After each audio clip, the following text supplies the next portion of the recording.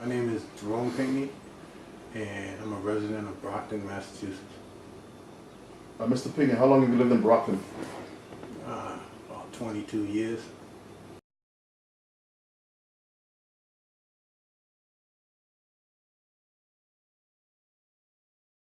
Yeah, I sat on the Brockton Boys and Girls Club board. I was a board of director for 2.5 years. And I sat on Brockton Neighbors United. I was a board of directors representing the Boys Club on that board. I sat on that board for about 5 years. I sat on Brockton Basketball Club board of directors. And I sat on OFS board of directors.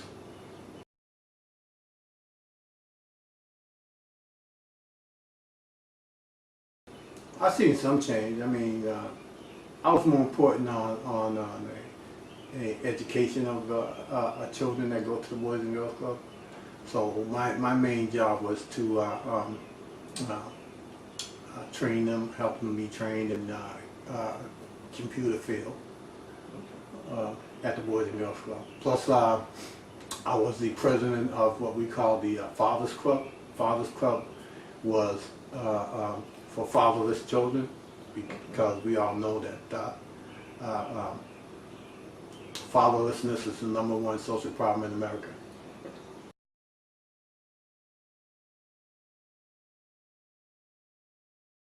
All the young kids. Well, the main focus was to have fathers spend quality time with their kids, whether they're in the house or out the house. Okay. So we made sure that those fathers were shown how to do that. And one way of doing that is creating programs that will allow us to do things that will include the father and the child. Okay, because we all know the father cannot teach a girl how to be a woman. Okay, and the mother cannot teach her son how to be a man. Okay.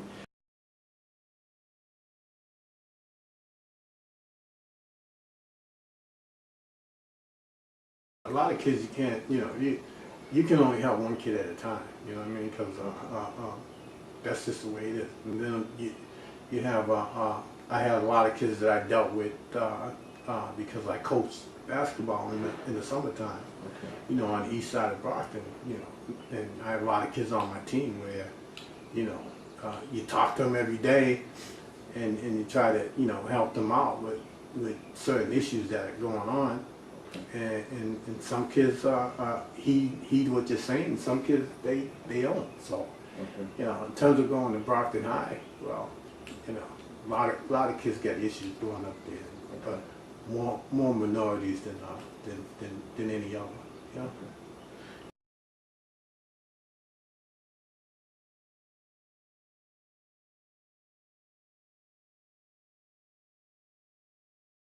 Only if they deal with those issues. If they don't deal with the issues, they shouldn't get anything. Okay.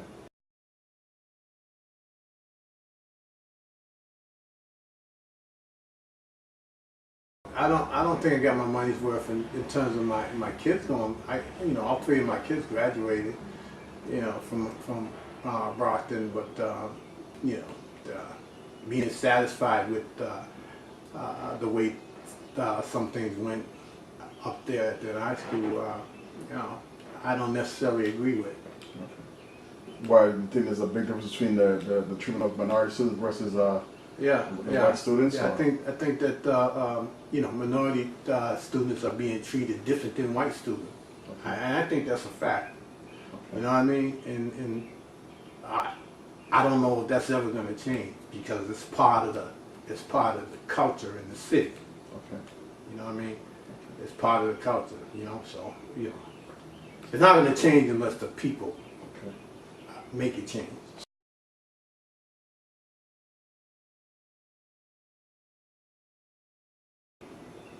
No, I don't think it's right at all. But you ask yourself, well, what can be done? You know what I mean, and is it up to you to make sure that something gets done? I don't know, Okay. I mean, there's several things a person can do. You can approach an individual who knows a thing or two about politics, because it's about politics. You know what I mean? In the city of Brockton, it's politics. Everything that goes on, it has to do with politics. Simple as that.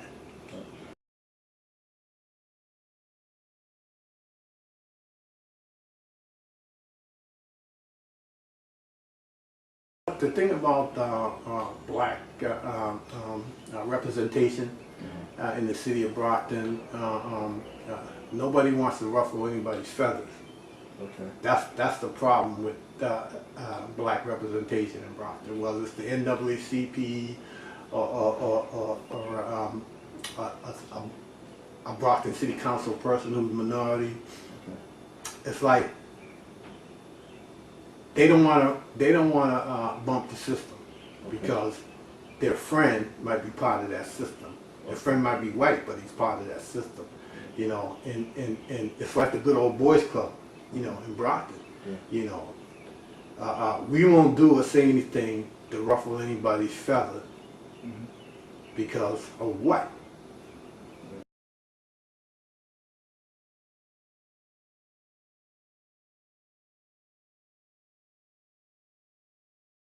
Okay, because you presented that as, you know, as a parent. Okay. Okay, you went up there as a parent, but if you went up there as a representative of the minority community, okay, you may have gotten something done. Okay, you know, the one, mm-hmm, is nothing compared to the many. Exactly. That's okay. Good point. Good point.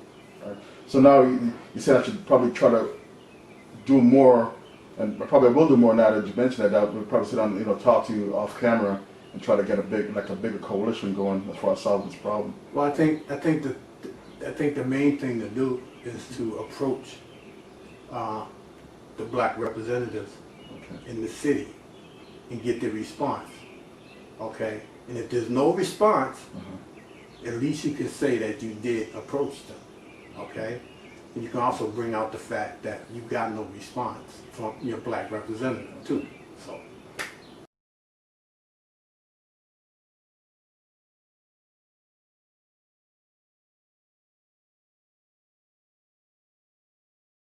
No, it doesn't. What I feel that if the school's 80% minority, then 80% of those scholarships should have went to minority students. Okay, so that's how I feel personally. So the fact that they picked out 10 white students and given a scholarship, that's a racial disparity, okay, and that needs to be addressed. Okay. So, but not only that, I think from a business point of view, you know, to have 80% of your clients footing your bill and you mistreat 80%, it's kind of odd. Well, I think that the president of Harbor One should be notified of that situation. Okay. Okay, and you could let him know that if it continues, that you as a parent, as a black minority, is going to do something about it. And there's several things you can do. Okay, you can notify all the black and minority bankers, people that bank with Harbor One. You can notify them of what's going on, you know. And I bet you Harbor wanted to do something about it, you know, because they don't want to lose customers because of the fact that they made a mistake. That's what they're going to call it, a mistake, you know. But you know, you look at it a different way. It's not a mistake, man.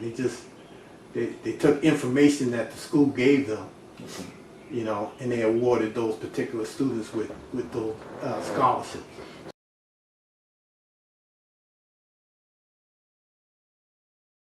Yes, my name is Bishop Teixeira. I'm the priest here at St. Martin de Porres Church in Brockton. I've been here since 1996, and I'm the Bishop of the Diocese of St. Francis of Assisi, Catholic Church of the Americas.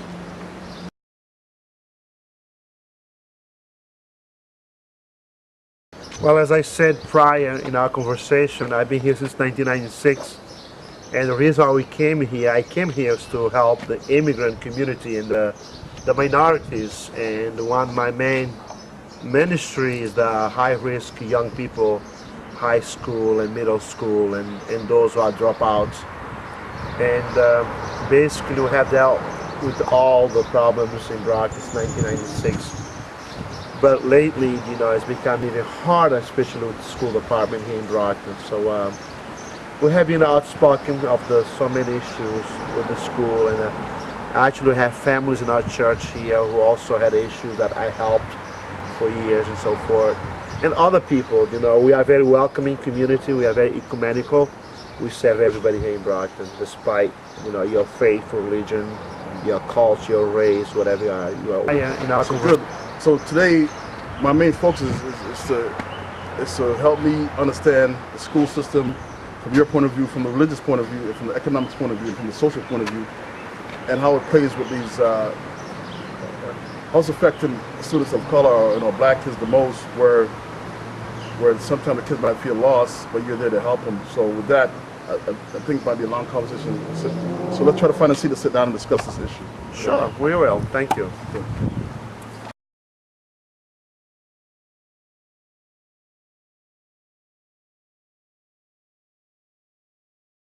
The reality of Brockton, what the media says, what the superintendent says, what the mayor says, what the school committee says, is totally a lie. Because we know when the children, the parents come and talk to us. I mean, you had your own experience with them. I mean, the other day I had another experience with Carla, the Rosa, and so forth, which are being helped support, you know. So there is so much taboo, there's so much hiding issues with the BPS, especially with the Brockton School. Yeah.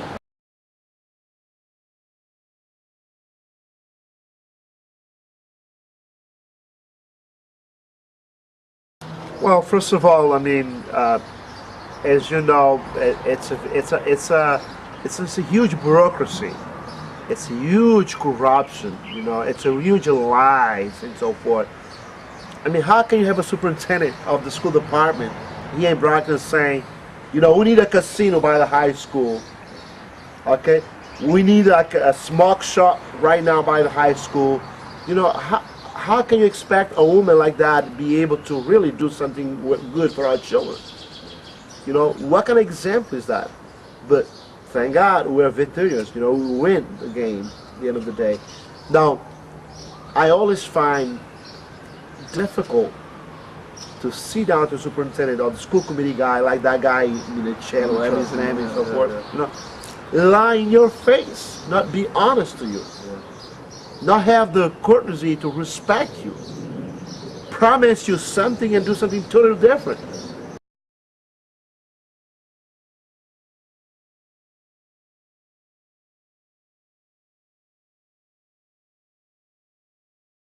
Well, as I said, you know, I was asked to leave because I was outspoken for the kids, you know, and I told them, you know, this is not a jail. Our kids have the right for education, and I'm here to support and help them.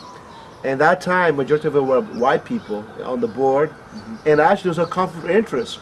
There was 2 people on the board who worked for the school department. Wow. And I said, how can you be fair in this process? So basically, you know, I was kicked out of that board because I was a champion. I was telling them, you know, don't call the cops, call me. Yeah. I'm going to help because I know my children, I know my culture, I know the language, I know how to help them. Wow. Because otherwise we are building a pipeline to jail, and that's obvious that's happening in Brockton.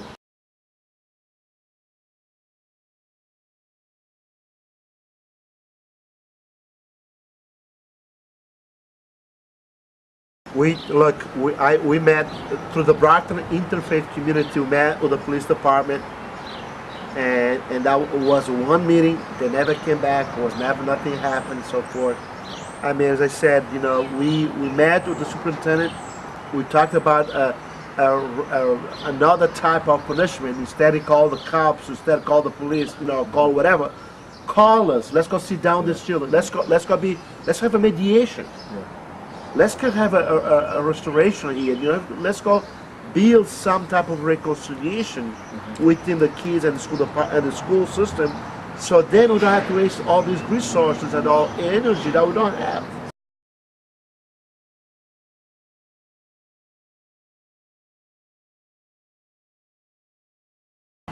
you know, unfortunately I lost respect for them. I mean, they have not been honest. They have not been transparent. They have not listened to the community. You know, we have sit down with them, we have talked to them, but they just, you know, gave us like a figure up, you know, and they can't listen. They're deaf, and you know, it just, there is no way, you know, how can we work together? I mean, I got an email here from the principal of the high school. Say, yes, I want to work with you, I want to do this and that, you know. Here I am after like a year, 2 years, you know. Yeah. So why can you be honest? Yeah. You know, because honesty to me is a virtue. When you are honest, you can be able to fulfill your promise. What you say you're going to do, you're going to do it. And therefore, you know, I just have a hard time to deal with them, and I hope other people are going to be able to work with them, because while my goal is to have all the children in Brockton well educated, not through the prison system, but through the school system.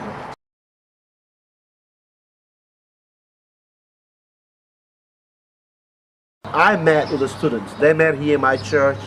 I met with them several times. We talk about the concerns, issues, that the things that continue to happen at Brockton High School. So, and then we came to a decision. You know, let's go tell them we need to be respected.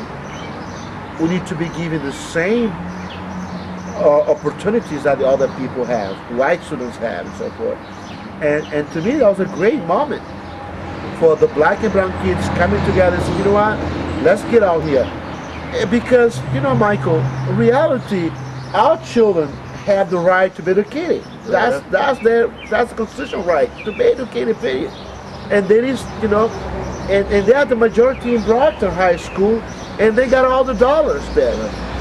If those white people are working, it's because black and brown kids are going to school. If they weren't going to school, they will not have a job. Okay?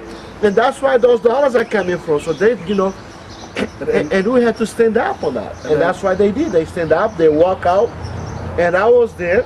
I was there to support them. I was there to monitor them, make sure they were, you know, everything was peaceful. There was no problem.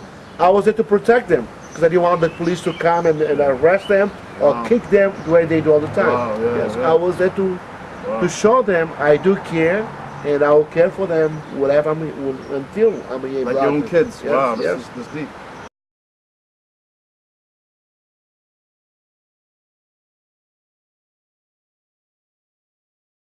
Yes, I noticed that there is a huge difference in what they do to the white and to the black kids. I met with the school committee, I met with the superintendent, and I noticed some of my lawyers on the staff, but talking to them, you know, the tons of deficiency there as far as like cultural experience, interpersonal skill experience, social experience. So it's kind of difficult to try to explain to them and try to convey the message that, you know, these are tax-paying parents who not getting good service for their dollars, and the kids are suffering because of that. And I don't know if you had the same experience with them. Same thing. I mean, I don't know if you remember, you know, one of our meetings with superintendent, I call her, yo, you're a liar, you're a deceiver. I told her, you're a liar, deceiver. You tell me you're going to do this, and then you go around, you know, you cost, you know, and come on.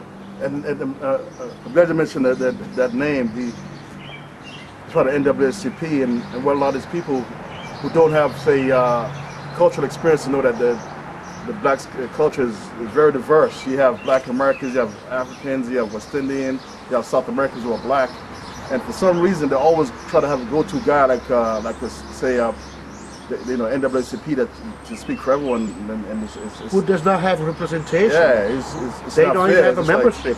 You know, that's like saying Bill Clinton or David Duke talk to all the white people, or this, you know, that's a simplistic argument, because amongst white there's Chinese white, there's Russian white, there's English white, there's Spanish white, there's Portuguese white. It's so diverse. So to say that one person, one group speak for everyone is just simple. It's just. But again, I mean, I think what you're trying to say is this: our city is divided. Yeah. And the mayor, you know, the way they set up is really to divide us, because once black and brown people are divided, then the white race can conquer us, they can win. And that's why they use some of those, as I called before, you didn't want me to call that name, but but some black man, to come around and try to make things look, oh, it's nice, no, they're doing a good job, blah, blah, blah, blah, blah. So trying to lie to us. And the reality, you and I know that's totally different. We have to be united in order to achieve our goals.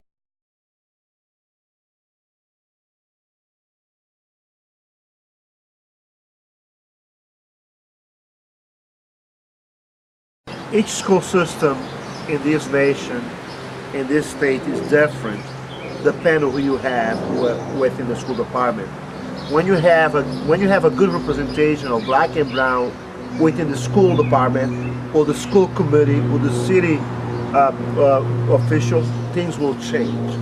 But while you still have the same people over and over again, all white men or white women controlling minorities, which we are here, the majority in our school department, therefore they're not going to give us they're going to give us the right education, the right treatment, the right punishment. Okay, and I do not believe in punishment. I believe a way of correcting the mistakes of our children, because everybody makes mistakes. But the way they look into it, they feel like it's a crime. Everything is a crime within the school department. Everything that child do, they don't look why that happened, where that is coming from. It's automatically they call in the cops. The cop is coming, ganging all the kids, bust them down and so forth, and pressing phony charges, phony reports, and that's what they're doing. So making our lives, making the parents' lives, the children's lives miserable. But that's a system of racism and discrimination.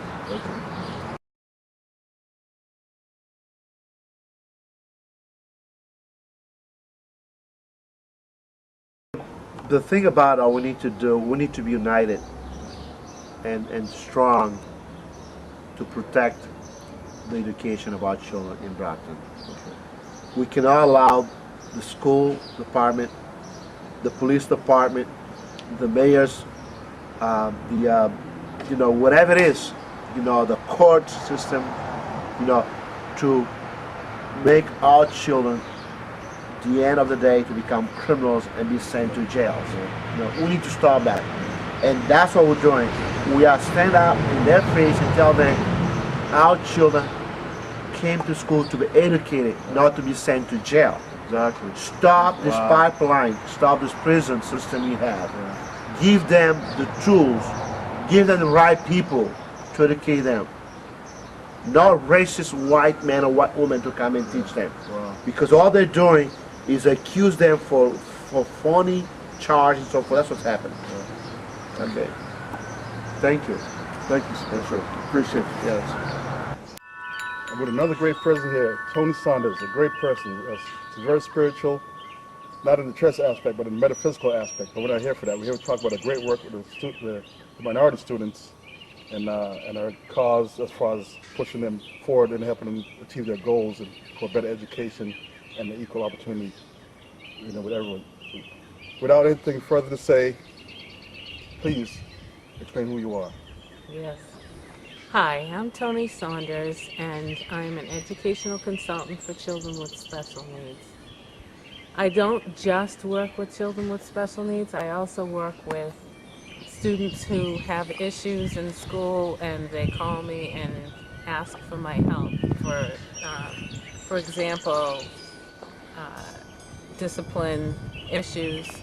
And I work with the students and the schools in order to make sure that the students are educated, get the appropriate education, and that their parents understand what it is that's going on in their lives so that they understand they shouldn't be doing things like punishing them or yelling at them for things that happen at school if it wasn't their fault to begin with,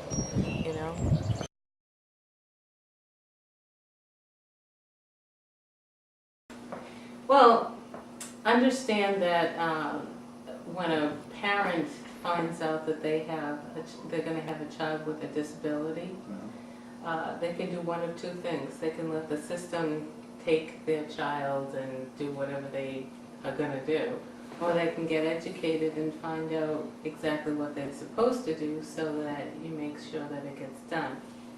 And that's what I did. I found out I was going to have a child with a disability, and I became educated. I did every training I could possibly go to, conferences, etc., so that I would understand the education of all children. Because my motto is, you know, if you have to create a law to educate all children, then society didn't really want to do it to begin with. Now they're being made to do it.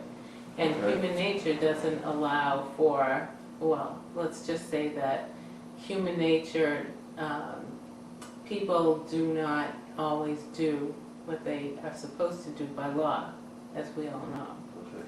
So, my daughter was born with cerebral palsy, and, well, she wasn't born with it, she ended up with it.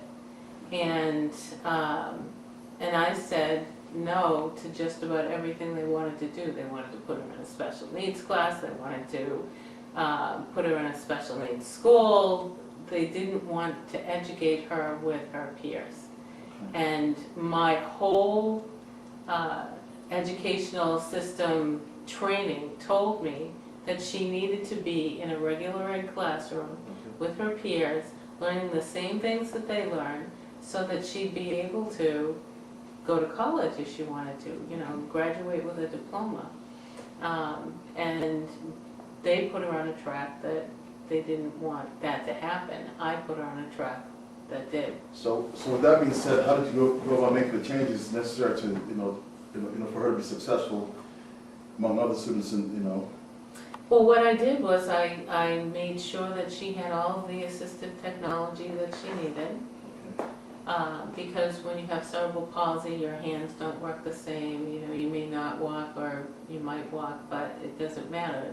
The bottom line is, how do you get the information into the brain? Okay. And what modality are you going to use to get it out? So she had to write and all that, but she couldn't write. So they had to get her a computer and software programs and all that, and I made them do it.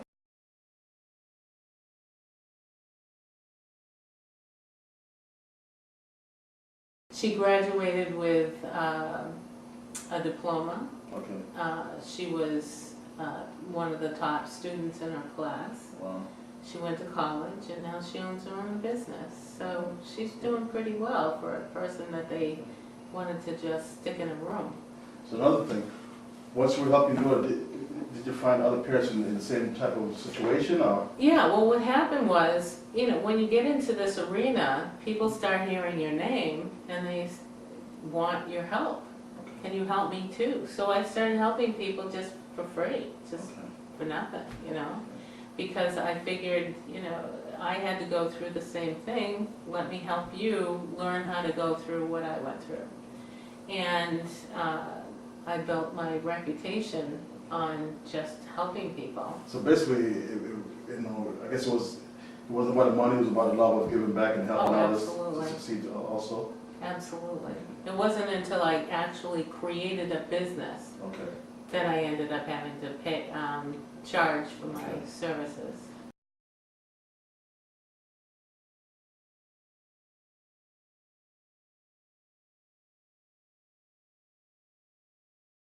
Well, understand that typically black parents or parents of color don't have the same education to begin with as their white counterparts.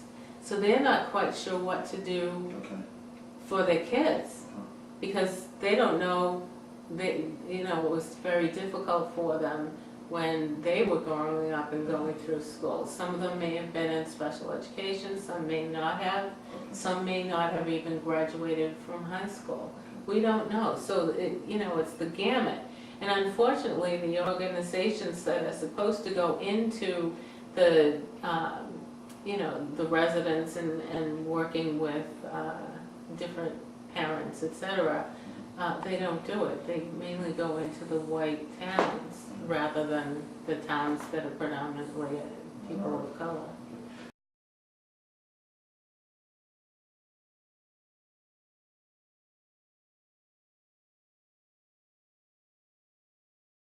Yes, because, you know, in my world, if a parent doesn't know something, they don't tell you. Whereas a white parent, they will typically tell you what it is that your child needs or something like that. So we have, you know, first of all, it starts honestly when you're looking at a diagnosis. A lot of times our kids are the last ones to be diagnosed with something that is that provides a need for an education that's different than, you know, regular education. But they don't tell the parents. They don't, even the doctors don't tell them. So it's the systemic racism that happens in this country that is literally getting kids to not graduate from high school, or stopping kids from graduating from high school is what I need to say.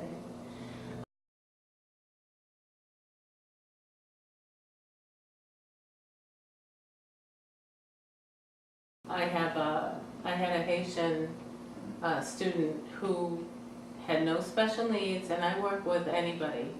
So she had no special needs, but she was expelled from school. Now, in this country, if you're expelled from school, what happens is you can't go to any school in the entire country. Wow, I didn't know that. I thought you'd get the chance to go someplace else. No, no. But the good news for her that I found, because I read the records before I even start working with a child, is that they only expelled her for 1 year. And I was like, oh, I've never seen this before. But that's good, because that allows me to get her back into school. However, she moved and went to a different district, and enrolled in that district. They got her records and found out that she had been expelled and would let her in There's school. something there, another question to ask you. Okay. So how did she get suspended, expelled, or why did she get expelled? Oh, right. She was sitting in a classroom, and she always pulled out a mirror and looked at herself and made sure her makeup was great and all that. She was, you know, a young girl. Teenage girl. Yeah, a young teenage girl. And so one day she walked into the same class that she always pulled out her mirror in, and her mirror had broken in her pocketbook. And the teacher walked over to her and said, you know, put that away, and he saw that it was a broken mirror. And he said, you know, we could call that a shard of glass, and you could be expelled for having a weapon in school. Wow, that's kind of extreme. Yes, and she said, but it isn't a weapon, it's a mirror. And he said, but we call it a weapon. I think you should go downstairs and talk to the principal. And the principal ended up expelling her. But what they did, they were sneaky, because they not only expelled her, but they made her come in and do the MCAS anyway. And then they expelled her. So I have a question. If this young kid, I guess she's using a mirror, and I guess she should be a habit that he should know that it's on the mirror she's looking at, and if you know, if you happen to broke by chance, should they have known it, you know, give her a chance to say, well, you know what, it's a mirror, I broke by accident, I'm sorry, I'll just put it away, versus take it to the extreme where, okay, it broke and then send it to the principal office. Is that fair? You think? Of course, that's what they should have done, and probably would have done it if the student were white, but she was Haitian, you know, so her mother didn't understand English, and they just pushed them right through a system that ended up keeping her out of school for more than a year, because the district that she went to be readmitted wouldn't let her in. I had to actually go and get a copy of the letter that the first school district gave her that said 1 year. Wow. Bring it to the other principal, have a meeting with them, and he pretty much told her, I'm going to be watching you like a hawk, and if you do anything wrong, you're out of here. I thought federal law doesn't allow kids to be out of school for a certain amount of time without due process and proper process. Well, again, Haitian mother doesn't know English or doesn't know our education system, didn't know what to do, and nobody told her. I thought it was the school's responsibility to give the parents the necessary information to take it forward to someplace else versus sitting home for a year. But then again, I think I answered my own question by you saying that the parents didn't know any better. Right.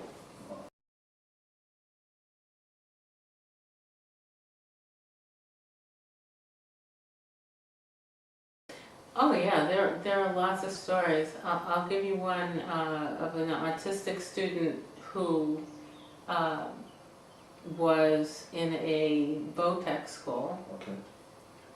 And what happened was he was in culinary arts, and a girl, joking around, said that he touched her.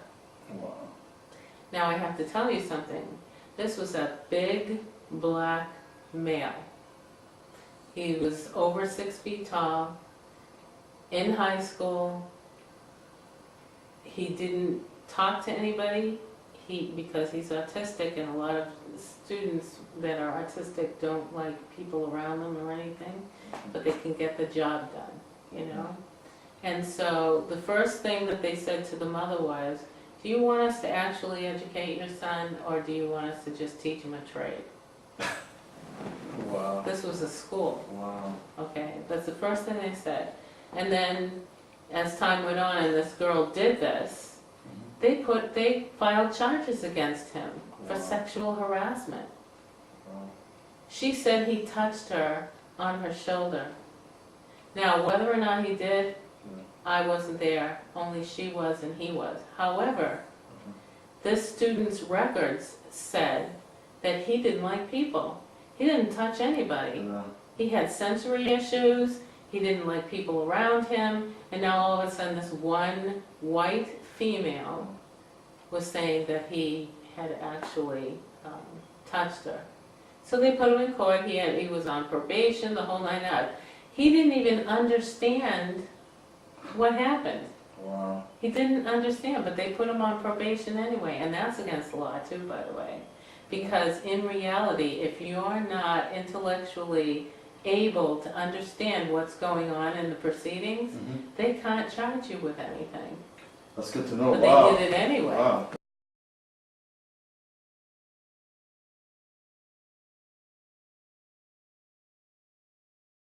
Okay. Yeah, and it's not just in this state or 3 states that I work in, but it's everywhere in the entire country.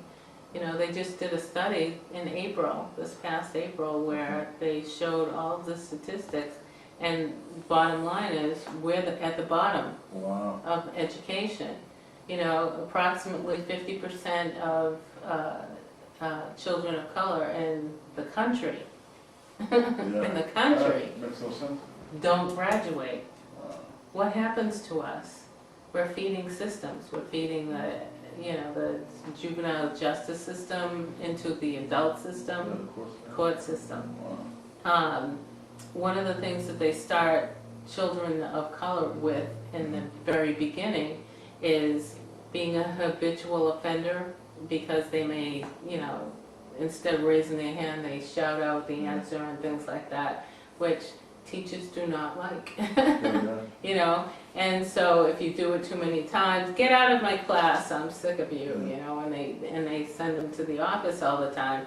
And as that accumulates, they can call them a habitual offender and stick them in court and make them have a record, probation officer, everything. They literally make us have a query just because they feel like not dealing with the issues. Whatever it is that's making a child not raise their hand and be impulsive and all that, you know, we're looking at ADHD or something like that. But they don't do that. They don't tell our parents.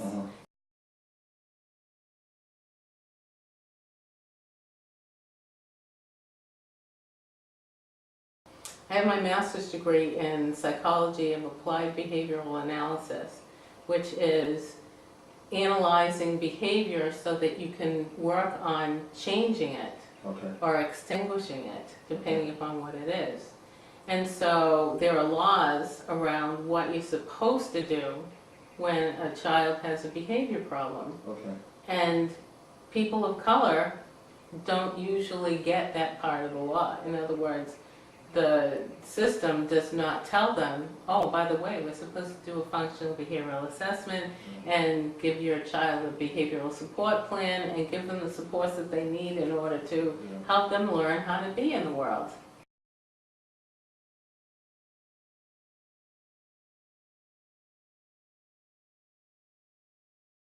Because you're talking about humans, and humans are not will not always do what they're supposed to do.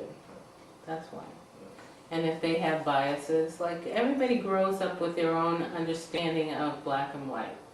You know, you may have a grandparent who won't even let someone into the house because they have brown skin, right? And those people spawned the parents who learned that, and they teach it to their kids, and so on and so on. And because of that, not a lot has changed. All right, it's human nature to pursue their own self-interest. Just like in capitalism, that's the biggest theme in capitalism. It's human nature to, you know, each person pursue their own self-interest, but we know that in pursuing your own self-interest, everything gets left behind. But now there's a law to stop you from doing that. What can we as a society do to make people follow the law versus their own self-interest of ignoring a social class, another sex, or another religion? How do we implement a law that says, you know what, this person should be treated this way, and the law states this person should be educated this way, so why are we Very doing that? simply. You ready? Right. Educate them. Okay. Teach them That's a good point. what the laws are. That's what I've been doing.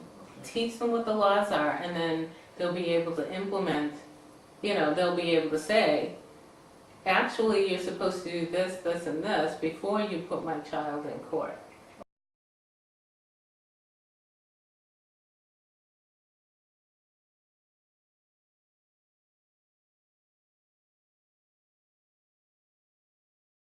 Of course, it's a law for everybody. All right. And the reality is, if you're sitting in a meeting as a parent, let's say I'm a white parent and I'm sitting in a meeting, they'll say, well, how about we do a behavioral assessment so that we can determine what's causing the behavior and see if we can do something to stop it, right?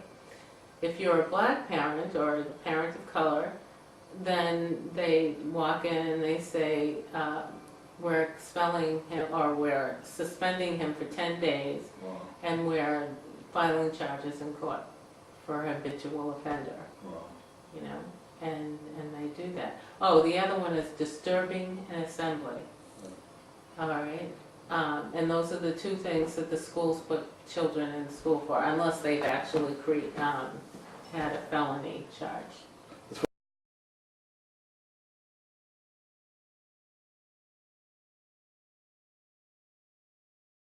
Good.